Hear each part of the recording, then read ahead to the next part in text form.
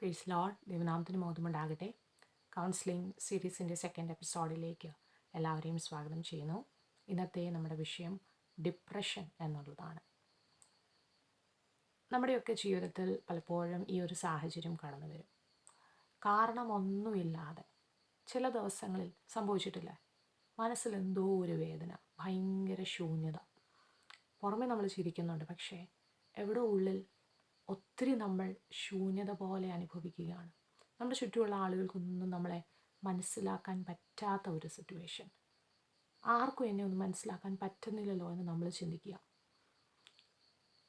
അങ്ങനെയുള്ള സാഹചര്യത്തിലൂടെ ഒരുപക്ഷെ നാം ഓരോരുത്തരും കടന്നു പോയിട്ടുണ്ടാകാം, കടന്നു പോകുന്നവരാകാം. ശരിക്ക് ഈ ഡിപ്രഷൻ എന്ന് വെച്ചാൽ അതൊരു സങ്കടം മാത്രമല്ല, അതൊരു സൈലൻസ് ആണ്, ഒരു മൗനത, ഒരു ടയേർഡ് ഫീലിംഗ്.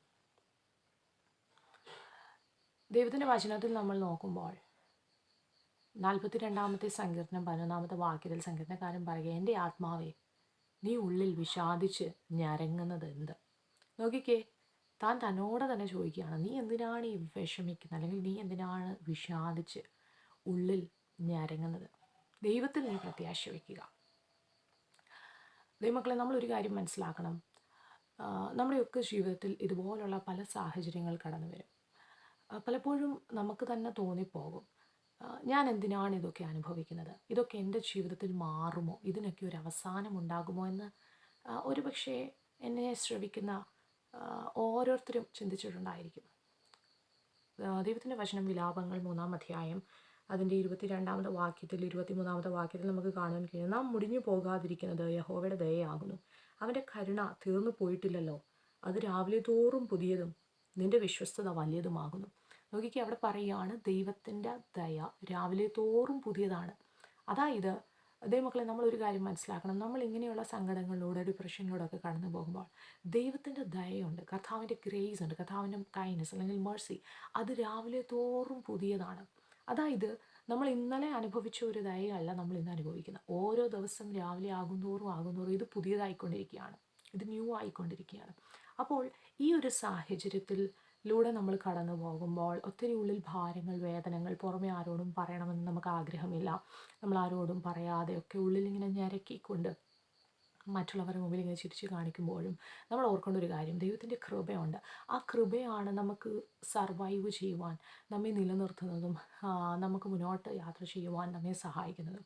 എലിയാവിൻ്റെ ജീവിതത്തിലും ഇങ്ങനെയൊരു സിറ്റുവേഷൻ കടന്നത് നമ്മൾ നോക്കുമ്പോൾ വലിയ ശുശ്രൂഷയൊക്കെ ചെയ്ത് രാജകൊട്ടാരത്തിൽ പോയി ദൈവാലോചന പറഞ്ഞു. തൻ്റെ വാക്കുപോലെ ഞാൻ പറഞ്ഞിട്ടല്ലാതെ മഞ്ഞും മഴയും ഉണ്ടാകത്തില്ലെന്ന് താൻ ഉറപ്പായിട്ട് പറയുകയാണ്. അതിനുശേഷം അതങ്ങനെ സംഭവിക്കുന്നു.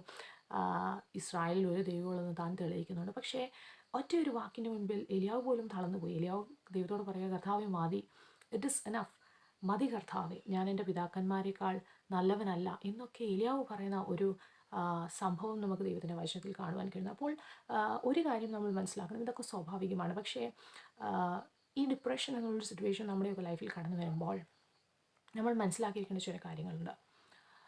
അതിൽ ഒന്നാമത്തെ കാര്യം, യു ആർ നോട്ട് അലോൺ. അതായത് നിങ്ങൾ ഇതിൻ്റെ അകത്ത് ഒറ്റയ്ക്കല്ല. യെശയ്യാ പ്രവാചകൻ്റെ പുസ്തകം 41-ാം അധ്യായത്തിൻ്റെ 10-ാമത്തെ വാക്യം നമുക്ക് വളരെ സുപരിചിതമാണ്. പ്രവാചകങ്ങളുടെ കഥാവ് പറയുകയാണ്, ഭയപ്പെടേണ്ട, ഞാൻ നിൻ്റെ കൂടെയുണ്ട്, ഭ്രമിച്ചു നോക്കേണ്ട, ഞാൻ നിൻ്റെ ദൈവമാകും, ഞാൻ നിന്നെ ശക്തീകരിക്കും, ഞാൻ നിന്നെ സഹായിക്കും, എൻ്റെ നീതിയുള്ള വലങ്കരം കൊണ്ട് താങ്ങും. അതായത് നമ്മുടെ ജീവിതത്തിൽ കടന്നു പോകുന്ന സിറ്റുവേഷൻസിൽ നമ്മൾ ഒറ്റയ്ക്കല്ല, യു ആർ നോട്ട് അലോൺ. രണ്ടാമതായി നമ്മൾ മനസ്സിലാക്കിയിരിക്കേണ്ട ഒരു കാര്യം, feelings are real but it's not final. നമ്മുടെ ഉള്ളിൽ വരുന്ന ഈ ചിന്തകളൊക്കെ വാസ്തവമാണ്, അത് സത്യമായിരിക്കും, പക്ഷേ അതൊരിക്കലും അവസാനമല്ല. It is not final. അതല്ല നമ്മുടെ ജീവിതത്തെ നിർണ്ണയിക്കുന്നത്.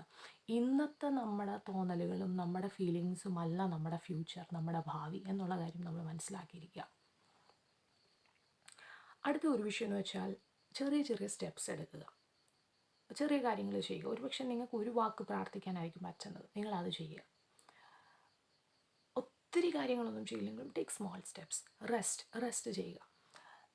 ഏലിയാവിൻ്റെ ജീവിതത്തിൽ താൻ തളർന്നപ്പോൾ താൻ മരുഭൂമിയിൽ പോയി ഒരു ചുരച്ചെടിയുടെ തണലിൽ താൻ റെസ്റ്റ് എടുക്കുകയാണ്.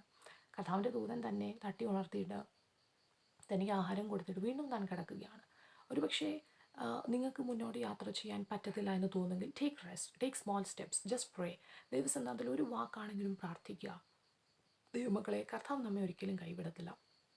ദൈവത്തിൻ്റെ ദയ ഓരോ ദിവസവും അത് പുതിയതാണ്.